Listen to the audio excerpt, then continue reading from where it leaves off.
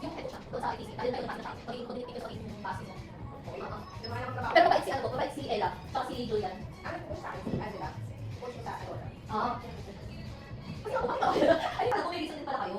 Kaya pwede lang ganito. Actually, tinatanong ko na rin yung husband ko eh. Kaya lang hirap. Dami na meron. Unless sa province po kayo. So we're going to start off po now with your roll down. So stay over 2. Exhale, chin to chest. Circulators 5. Reaching towards the floor. Dapat talaga do like all the day. Inhale. And exhale slowly. 2, 1. And slowly back roll down as if pushing the pedal down. Good. Push down. Still articulating your spine. Good. And lift back up. Try to keep your legs together more times. Go for 4. Lower down. Good. And lift back up. Halfway down. 4. Inhale up. And then exhale. We add the flexion. Try to reach for the chair this one. Good. And lift back up. That's 1. Go for 2. Exhale, lower down.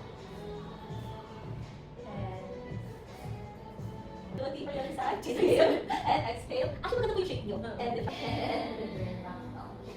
Go for 3. Press down. Back extension. And lower down. So, you're next step for 4. Lift. And lower down. Halfway there. Go for 5. Lift up. And drop down. Exhale for 6. Lift. And lower down. Twist, lower, and drop. Last one, go for 8. Lower, lift, and lift. Last 5. And lift.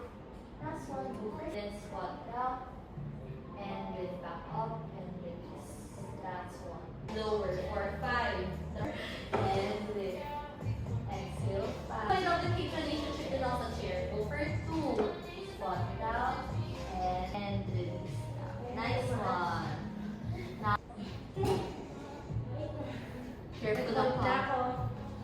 So, ang next natin, obliques naman na standing. And lower down. Good. 6 lang. Nice one. 7. And become legs. And drop down. 1. Go for 2. And switch 5. Switch for 3.